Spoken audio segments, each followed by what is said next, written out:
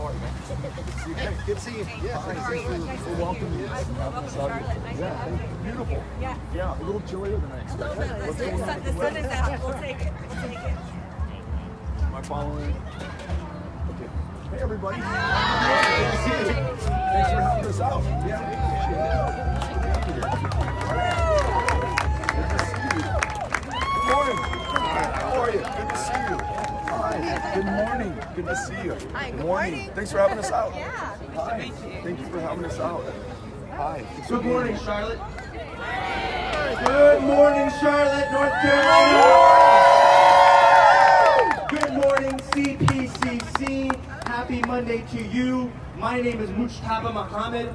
I proudly serve you in the North Carolina General Assembly State Senate, representing Charlotte, North Carolina.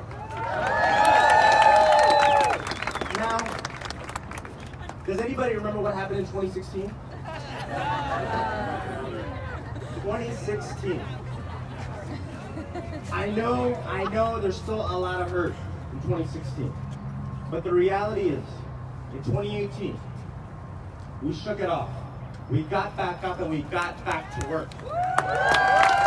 For the first time ever, my party, the Democratic Party, our party, successfully recruited legislative candidates in every single district across this state. 170 advocates stepped up to put their name on the ballot. Our candidates were educators, veterans, parents, small business owners, each committed to fighting for the communities that they represent. 65 of those candidates were women. Yeah. 54 people of color. 7 LGBTQ. And so many ready and continue to fight to create a better country and state that works for all of us.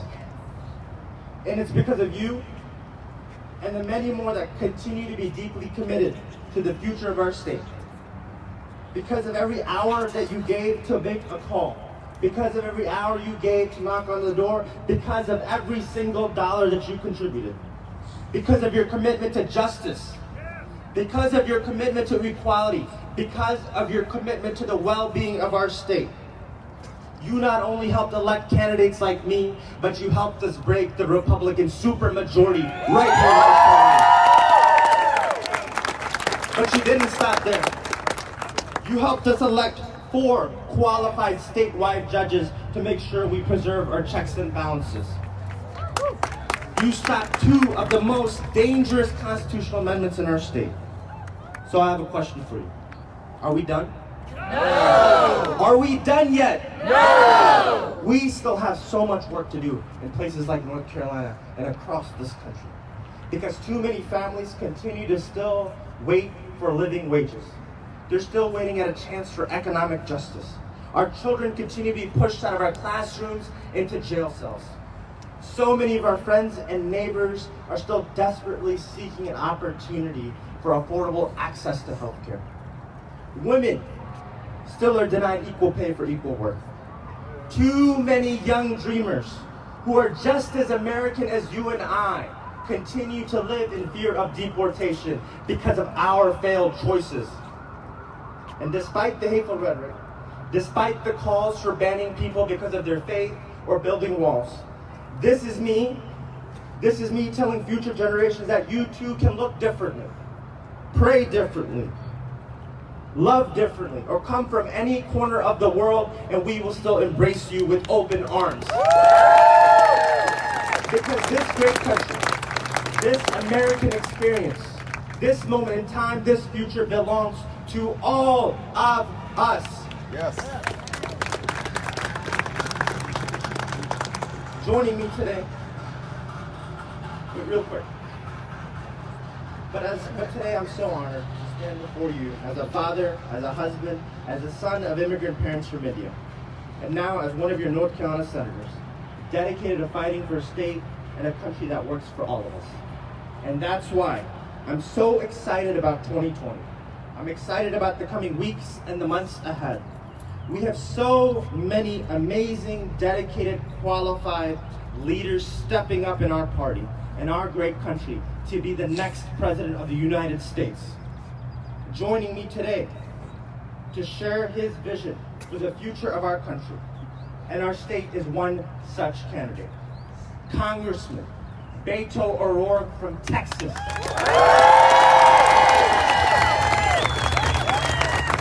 I was telling the congressman when he pulled up, I can't believe he's already here. Can you believe he's already here? Charlotte, North Carolina. You know why? Because North Carolina is a Super Tuesday state. The battleground state in North Carolina. We are the road, Charlotte, North Carolina, to the White House. North Carolina is the road to the White House. My friends, Congressman Beto O'Rourke has fought for families in Texas and those across our great state. As a former councilman in El Paso, he worked to improve the community's transit system. He took on fights including extending health care to same-sex partners of city employees regardless of the political consequences. In Congress, he took on a troubled VA and worked to improve outcomes for our veterans. He delivered on his promise to improve mental health access for our veterans. He delivered on protecting our water and our public lands for future generations.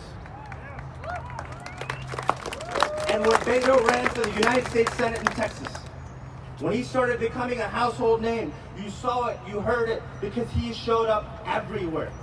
Just like he's here in Charlotte, North Carolina today. He took no person, no community for granted, no matter how red or how blue, how urban or how rural. He did all of this by fighting for a progressive agenda. This election, my friends, is about the future of our great country and our state. And we cannot afford to make the same mistake that we did in 2016. My friends, the American dream belongs to all of us. We deserve a nation that is united by its ambitions and not divided by its fears. Our families deserve real opportunities to share in our nation's success. And my friends, before I let you go, I want you to know that working together, our best days are ahead of us. We need to come together as a family, as a party, to create opportunities for all, restore basic decency, transparency, and accountability to the White House. So let me ask you, are you ready? Are you ready? Are you ready to roll up your sleeves and take on 2020? Are you ready to knock? Are you ready to call? Are you ready to text? Are you ready to restore basic decency to our country? All the way from the White House down to the State House. Yes.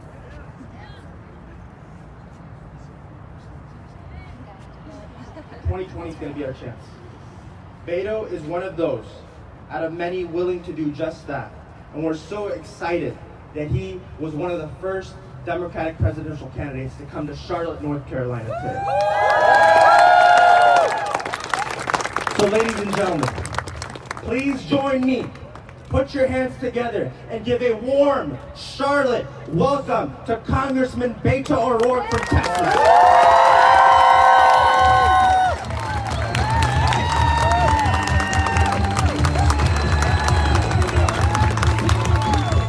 Buenos dias.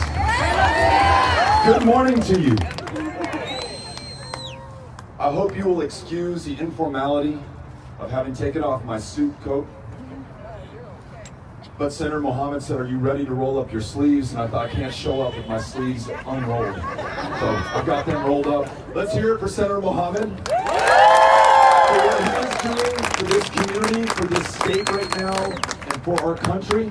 Defining himself and his leadership, not by fears, not by whom he's against, but for what he is for, what he wants to achieve, the ambitions that will define not just his political career, but those of his constituents, and by extension, this country. When we had a chance to talk, as I came in and he welcomed us to Charlotte, I asked, what are some of the challenges here that you're facing today, and what are you doing to address them?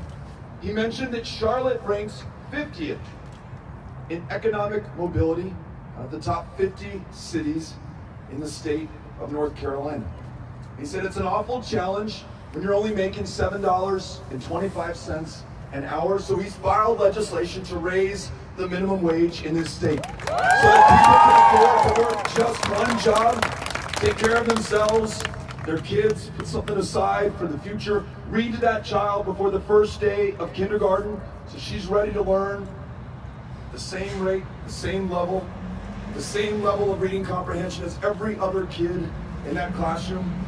He said it's hard to get to your job or to get to CPCC if you can't afford transportation, if we haven't made an investment in infrastructure, whether it's in mass transit, whether it's our roads or our bridges. So we've got to make sure that we do that. And he said it's real hard to ensure that your voice is heard in the halls of power by those in positions of public trust when you're disenfranchised, when you're suppressed, when you're kept out of your democracy. He talked about voter ID laws, which make it harder for people to get in to that ballot box. Talked about gerrymandering, where members of Congress choose their own voters instead of the other way around. And we talked about a new Voting Rights Act that ensures every single person is counted, can vote, and is represented in their democracy. So I'm grateful to you for what you're doing right now. And I'll tell you what, North Carolina, I came here to learn from your example. Because a few years ago, what I knew about you was a very hateful bathroom bill that you exported to our state of Texas. Literally, your lieutenant governor was meeting with our governor so that we could craft the identical language. For what purpose? To try to freak parents out about transgender children in their kids' classrooms. Though we know that transgender kids are more likely to be the victims than the perpetrators of these attacks, we sold this fear and this anxiety and this paranoia and this hateful language for political gain to maintain a purchase on power at the expense of kids who are among the most vulnerable in our communities. But I'm here in North Carolina because I'm also wanting to know how you met that challenge and overcame it. Electing Roy Cooper as your governor, showing that there is a path forward to ensure that all of us are reflected in our democracy, that the value of every single one of our lives counts in this state, and perhaps that also had an influence in my home state of Texas, where our bathroom bill was defeated before it could become law. Where this state, where every voter counts and every election is being contested, and we're ensuring that there is sunlight on the practices that seek to disenfranchise our fellow voters in the 9th Congressional District, on an unlevel playing field, filling out the ballots of people. Thanks to our members of the press, who are not the enemy of the people, but the best defense against tyranny. Thanks to the voters of this state, we know that we will be able to, before long, congratulate Congressman McCready on a victory that we will all make possible. I'm coming to learn how you have made this happen. And I'm coming to share with you that you provided a very positive example and influence and inspiration for those 28 million of us in the state of Texas, where we just ran a statewide election, where we went to every single county, all 254, no matter how red or how blue, no me importa si son republicanos o demócratas, cada persona es importante y vamos a contar la voz y el voto de cada persona adentro de nuestros estados.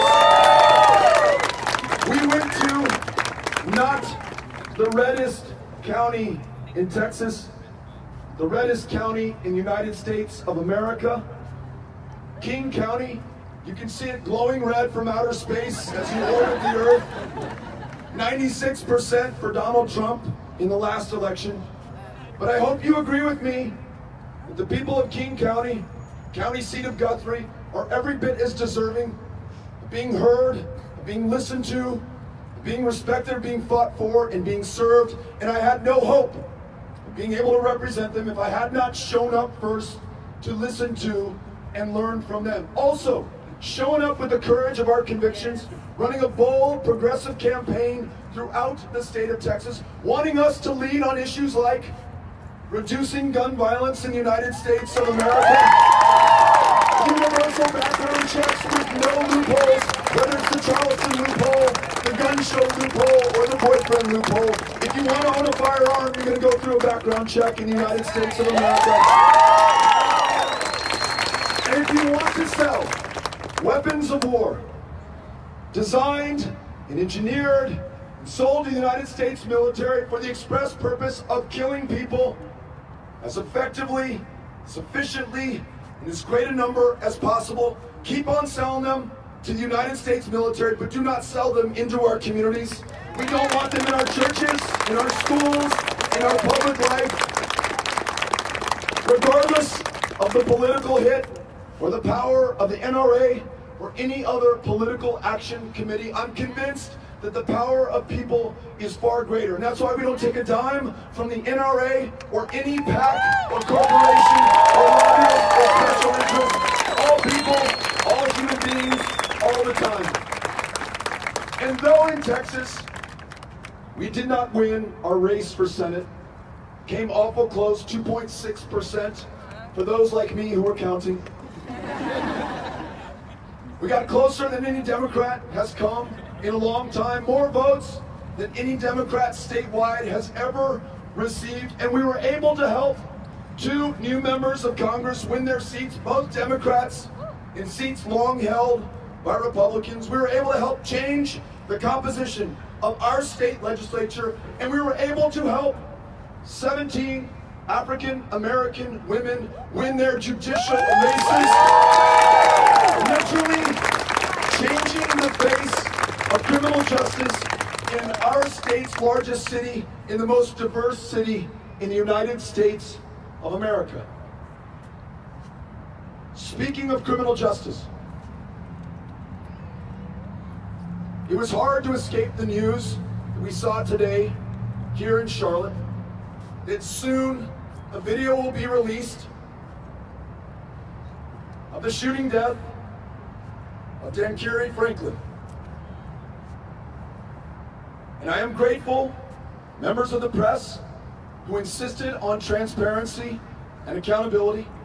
I am grateful to members of law enforcement, police officers and sheriff's deputies who have among the toughest, most dangerous jobs that we can ask of our fellow Americans to serve and to protect us, to put their lives on the line, who also want to see transparency and accountability for those who are entrusted with this awesome power. I want to make sure that as this community, as this state, as this country learns the truth, we make sure that we soberly and deliberately find how we can work together to improve equal justice for every single one of us, regardless of race, or where we live, or our ability to access this criminal justice system that in so many ways today is not just. And it is not owing to members of law enforcement. This is a problem in our country, our entire system. It's a problem that has produced the largest prison population on the face of the planet per capita, disproportionately comprised of people of color. Far too many there serving sentences for non-violent drug crimes, including possession of marijuana, a substance that is legal or decriminalized or medicinalized in more than half the states of this country. At a time that no executive from Purdue Pharma, which marketed opioids to prescribers and doctors and has led to the deaths of tens of thousands of our fellow Americans, has done a single day in jail, we still lock up people disproportionately of color for possession of a substance that is used to treat maladies and conditions to make life worth living for so many of our fellow Americans right now, who upon release from jail and prison will be forced to check a box on every employment application form saying that they have a conviction, making it less likely that they get that job, who will not qualify for student loans to attend this institution of higher learning or any institution of higher learning, whose options will be narrowed, whose future will be constrained at extraordinary cost to us, losing out on those things that they would otherwise have been able to do over the course of their lives, costing us in what we pay to keep them locked up. We should acknowledge that this schoolhouse to jailhouse pipeline in this country begins not in your teenage years in high school, begins at 5 years old, where in a kindergarten classroom, a child of color is 5 times as likely to be disciplined, suspended, or expelled as a white child in the same classroom for the same infraction in front of the same teacher. I make the case to you, this is not something that we should blame law enforcement for. This is something that should cause us to look in the mirror and understand not just our system of justice, but this country and the foundation of our wealth and success, literally on the backs of those brought here in bondage, across the Atlantic, kidnapped from their home countries, from their families, building the wealth of this country where they would have no hope or opportunity to enjoy the fruits of their labor, nor would their children or the successive generations. It helps to explain 10 times the wealth in white America that there is in black America today. It's not just slavery, it's segregation, it's Jim Crow, it's the suppression in our democracy and our economy and our system of criminal justice. So yes, let's end the prohibition on marijuana and expunge the arrest records of everyone who's been arrested. Yes, let's end the private prison industrial complex. Nobody should be making a profit of locking people up. But let's also understand that our challenges go much deeper than those solutions that I just proposed. An honest, difficult conversation about where this country is today, and how we got here, and on whose backs it was built, and who is still denied the opportunity to participate in its success unless we are willing to face the facts, hold that conversation, reach the truth. We will never make it better. We will never be able to begin the work of repair. We will never be able to stop visiting these kinds of injustices on our fellow Americans. It will take all of us deciding that this is important to all of us. You with me on this?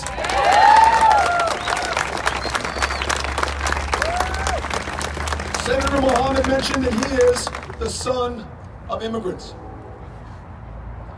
Now, there are people who can trace their family tree in the United States back 10,000 years. Their forefathers and foremothers crossed the Bering Strait, came to where we are today, came to my hometown of El Paso only 10,000 years ago. There are some who can trace their ancestors to that Middle Passage to which I just referred. Others fleeing persecution, crushing poverty, violence, to find safe harbor in this country.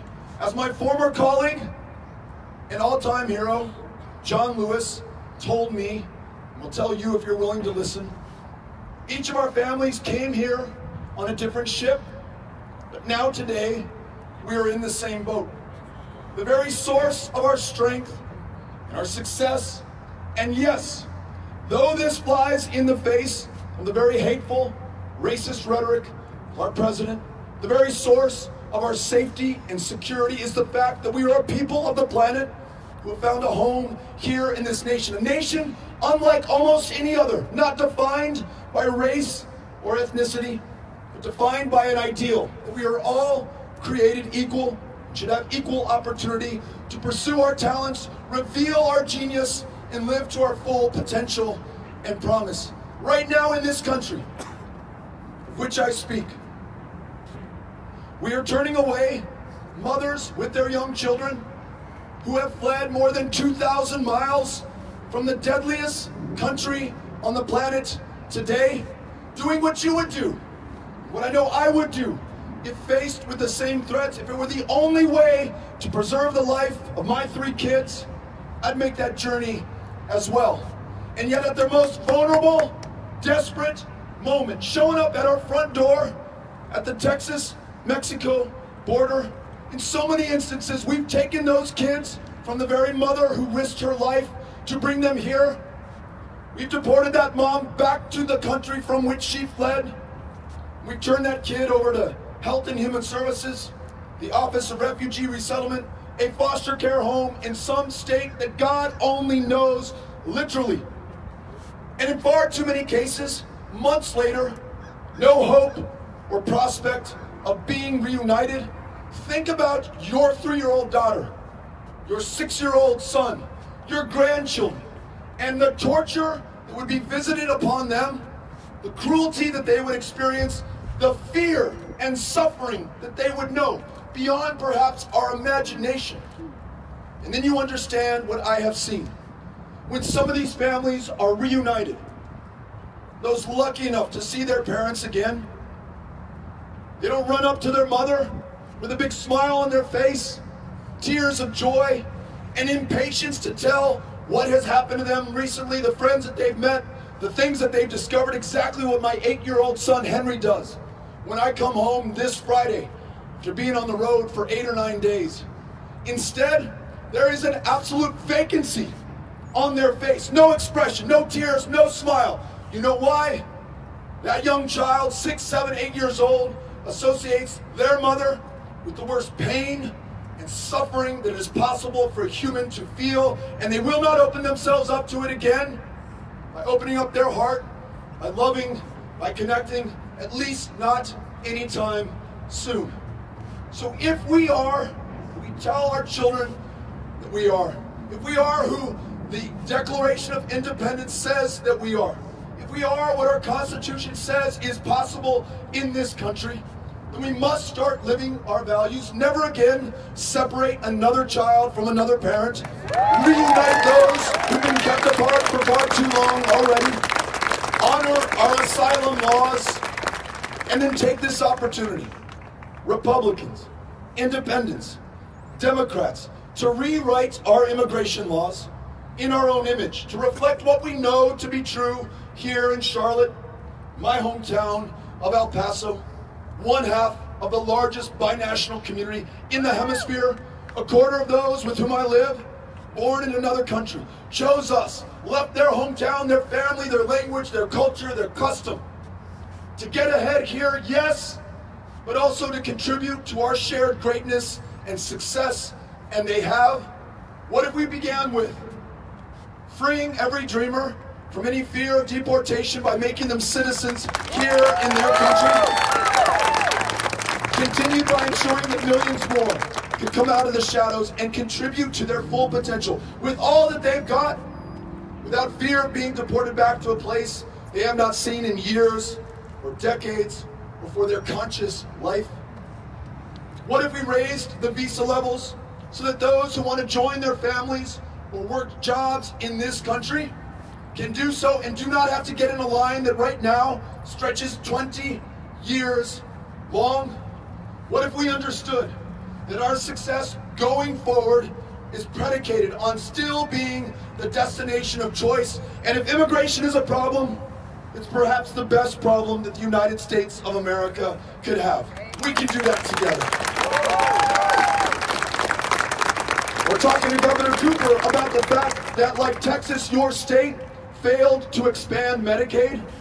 Inexplicable when the federal government was willing to pay 100 cents on the dollar of expansion.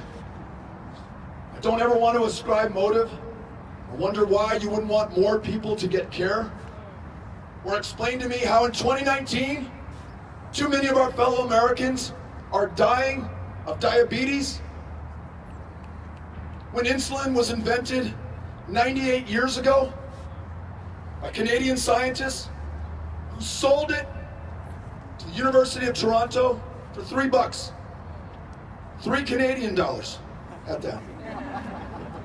Wanting no profits or royalties because they understood it was going to save the lives of their fellow human beings. And now that life-saving medication is out of reach for so many Americans So many that too many are being consumed by it now, dying of the flu, of curable cancers, in the wealthiest, the most powerful, the most technologically and medically advanced country on the planet. We do not lack for resources. All we lack is the political will to expand Medicaid, to ensure that prescription medication is affordable for every American, to lower the cost of our premiums, and then to get to universal, guaranteed, high-quality health care for all. That means everybody able to see a primary care provider. That means in a country where one of the largest providers of mental health care services today is the county jail system, that people with schizophrenia and bipolar disorder, clinical depression, are literally getting arrested on purpose to go to jail, the one place they are guaranteed a roof over their head, a shirt on their back, a meal before them, and a prescription to the medication that makes life bearable for them. Universal care means care including mental health care, and in the midst of a maternal mortality crisis, 3 times as deadly for women of color in this country. Universal care also means every woman makes her own decisions about her own body and has access to the care that ensures that she can.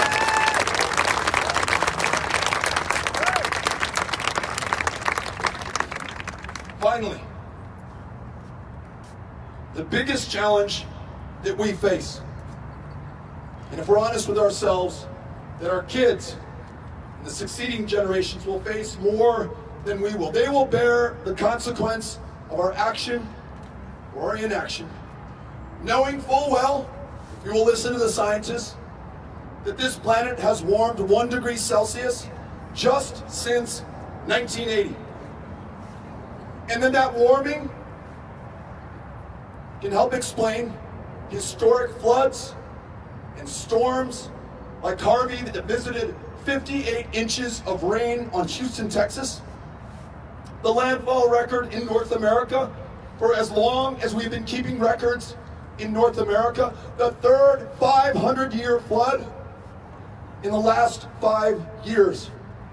People had not yet finished rebuilding their home from the last one before they were hit with the next one. And those scientists say this is not something visited upon us by God or simply by nature. This is in response to our own emissions and excesses and inaction in the face of the facts and the truth.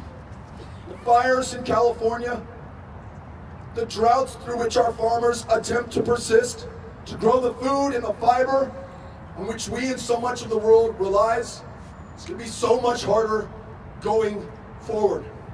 We can measure the cost in property, we can measure the cost in human life, we can measure the cost in trillions of dollars that we will spend to rebuild communities before we finally give up because it will be washed away and under the sea. Those same scientists say there are 10 years left to us to act before it is too late.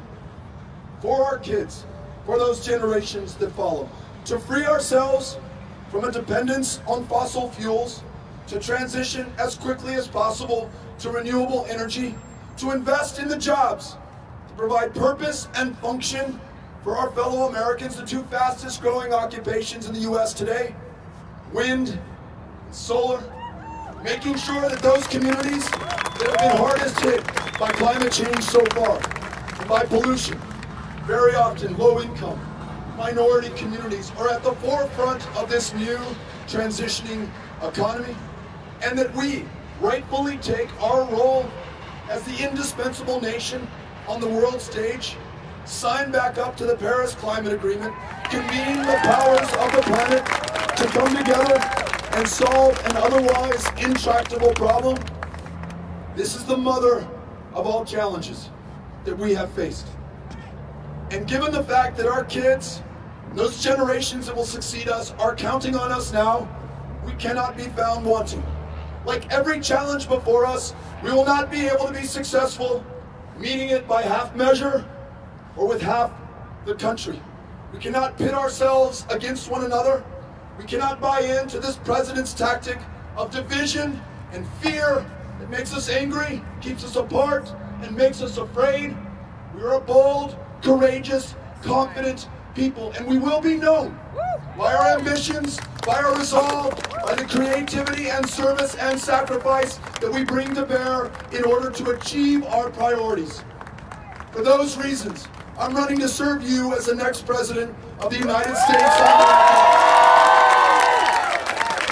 And I am so grateful to have the chance to be with you today in Charlotte. Looking forward to answering your questions, hearing what's on your mind, gaining the benefit of your experience, your wisdom, and your expertise. Cynthia Cano has got a microphone. Raise your hand, and she will bring that to you.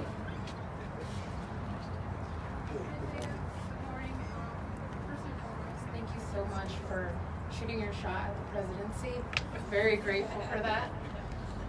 Secondly, my question is, I had the privilege of being born here in the U.S. and I have the privilege to go to college and attend a university and have FAFSA help me get there. And I have a great career because of it.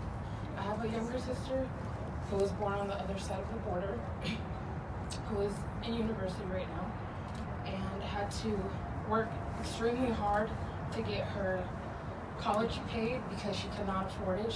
FAFSA did not help her. And she had the opportunity to go study at Cambridge University, but was not able to because she could not leave the country. She is a dreamer. She is in college now. She has a 4.0 GPA. She is working 2 jobs. What is your plan to put those dreamers like my sister to the path to citizenship? Thank you for being here and for telling your sister's story, which to me makes the case. Your sister, everything that she's done so far, everything based on the trajectory that you've just described that she will do in this country for us, if she is deported, if she's unable to reach her full potential, all of us lose out on the great things that she otherwise would have been able to do. Multiply that by 1 million.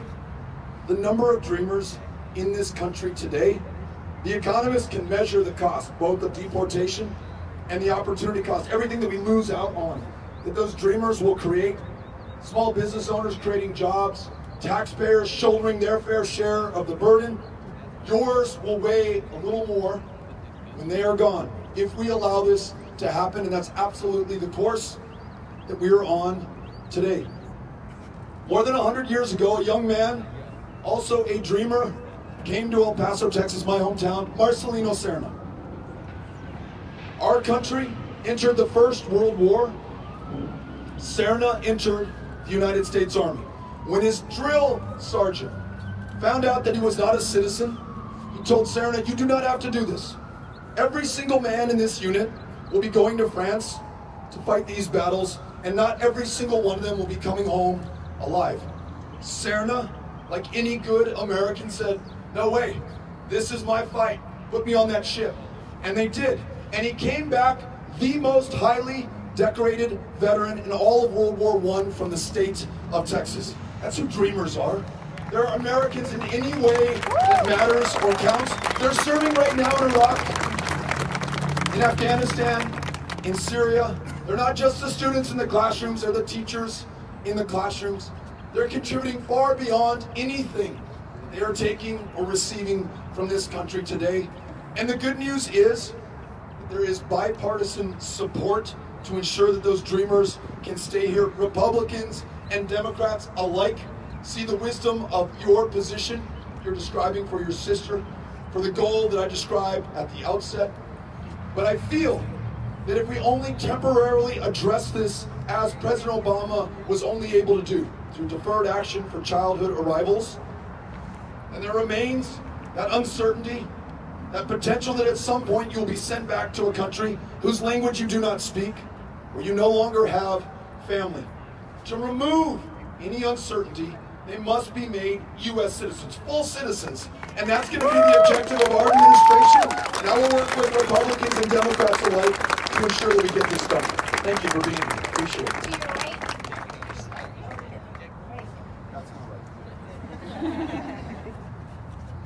I'm a Jew who agrees with Archbishop Desmond Tutu, the South African anti-apartheid icon, and President Jimmy Carter, who, as you know, negotiated the Camp David Accords, that Israel is an apartheid state. I also agree with those who call the two-state solution a two-state delusion. Israeli leaders have said they oppose the Palestinian state, and with around 600,000 illegal Israeli settlers, progressive Jews don't see how a viable Palestinian state is realistically possible. Apparently, many Zionists who say they support a two-state solution don't see it ever happening and are perfectly comfortable with endless Israeli oppression. Palestinians have waited 71 years for the world to help to end Israeli settler colonialism. The nonviolent boycott, divestment, and sanctions movement called for by Palestinian civil society is modeled after the BDS movement that helped end South African apartheid. Human rights experts consider it the best hope of providing Palestinians with freedom, equality, and justice after decades of Israeli ethnic cleansing, ghettoization, occupation, apartheid, and collective punishment. My question's for you. As president, will you demand an immediate end to Israeli apartheid? And to bring this about as quickly as possible, as a candidate, will you think seriously about supporting BDS, even if it means incurring the wrath of pro-Zionist pressure groups that use legal bribes and threats to keep politicians from criticizing Israel? On that note, will you condemn blatantly unconstitutional attempts by the pro-Zionist lobby to push through legislation designed to punish Americans who refuse to take an absurd loyalty oath to Israel? Thank you for being here. You've said a lot, you've asked a lot, and I want to be thoughtful in my response to your comments and to your question. First of all, having visited Israel, having visited the West Bank, having spoken to leadership in the Palestinian Authority, members of the Knesset, I understand that this is a historic challenge, one that has confounded previous generations of American presidents and previous generations of Palestinian and Israeli leaders. I do think that the best long-term solution to guarantee the peace, the safety, the security of both Israel and of the Palestinian people is a two-state solution. I also agree that is looking further and further away from us, or harder and harder to achieve, given the failed leadership on both sides. In the case of Abbas, I don't feel like we've had a willing partner for peace at the table, someone willing to stand up and speak out against incitement, someone who's able to stop the indiscriminate fire of rockets into Israel. On the Israeli side, we just saw that country re-elect Prime Minister Netanyahu, who has disavowed a two-state solution, who wants to annex the West Bank, who warned of Arabs coming to the polls in a previous election. In my book, those are racist comments that seek to stoke anxiety and paranoia and fear. And yet, for as long as Prime Minister Netanyahu and Mahmoud Abbas are in power, we must work with them to ensure that Israel can remain a democracy, and that is in doubt going forward, and a Jewish state. And that the Palestinian people can have a state of their own to enjoy their full human rights and their dignity. Right now we have a president of the United States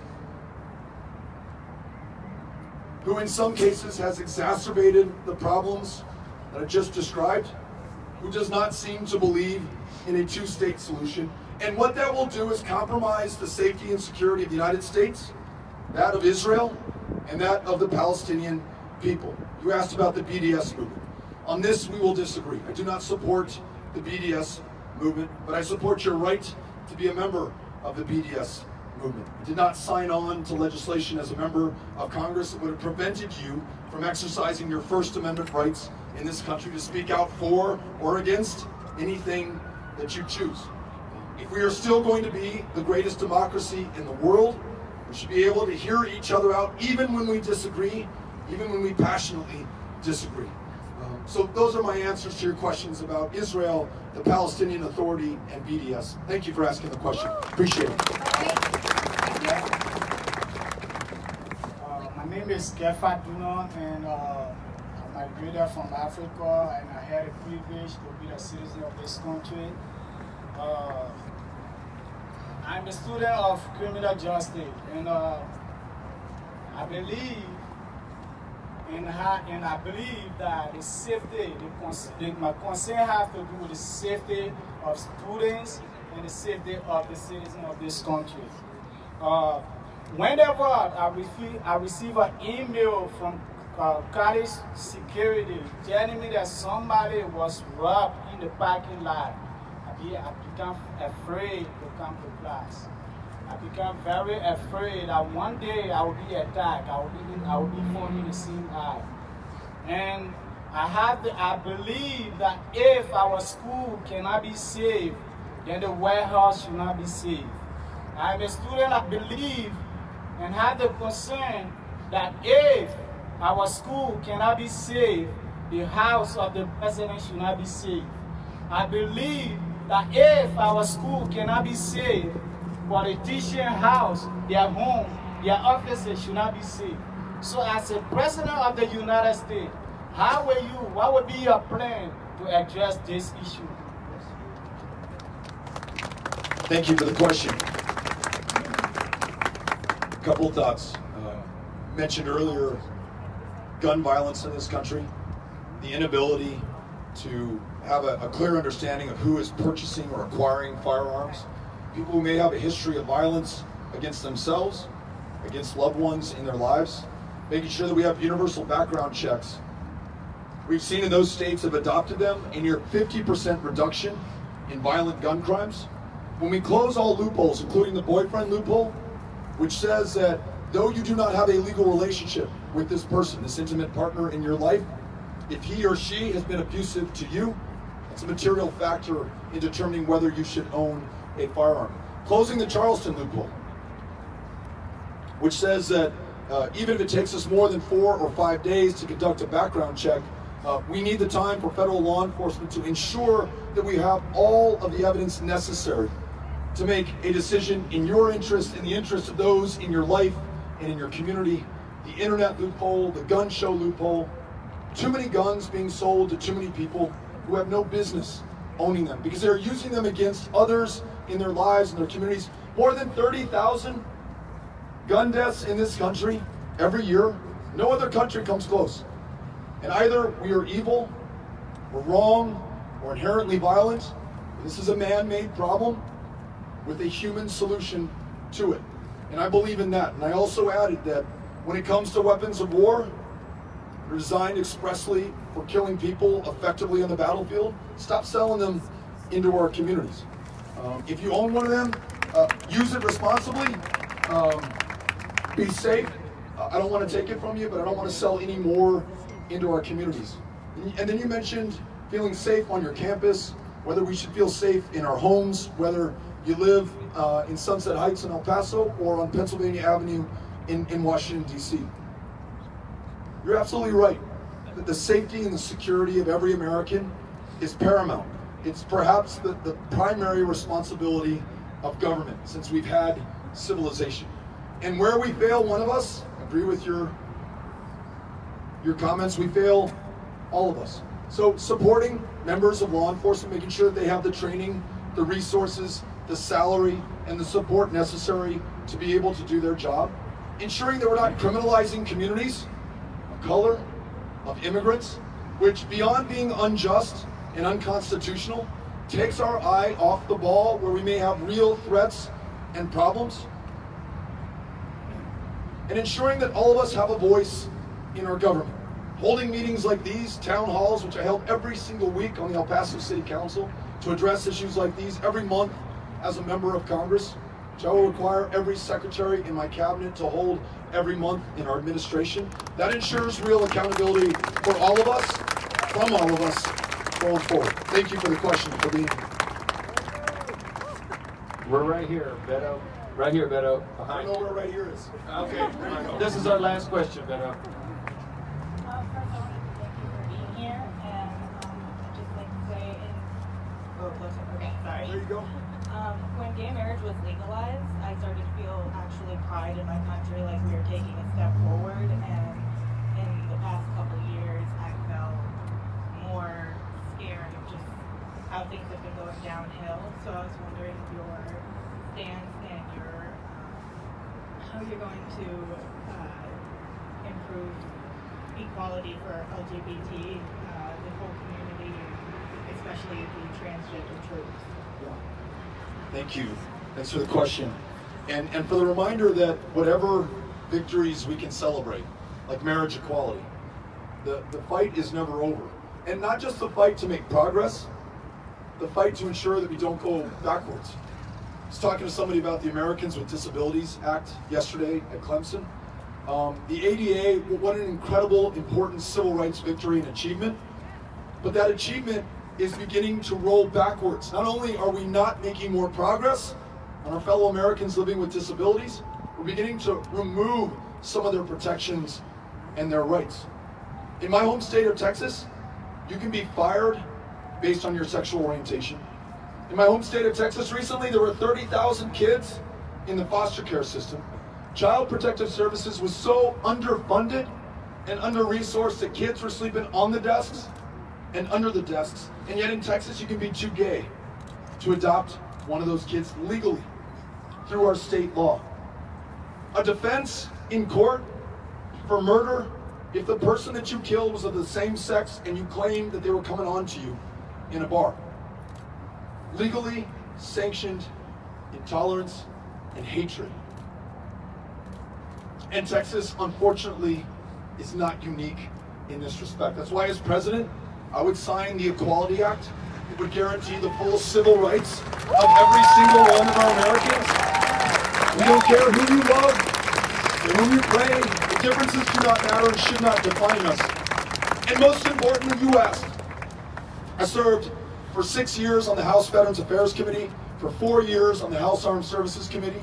So grateful to every woman, to every man who's ever worn the uniform, put their lives on the line for this country, willing to risk their lives for all of us, to include transgender service members who've been serving as long as we've had a military in this country, have saved the lives of countless fellow members of the military, have sacrificed their lives too many times to count or to know, because so often they had to live in the shadows.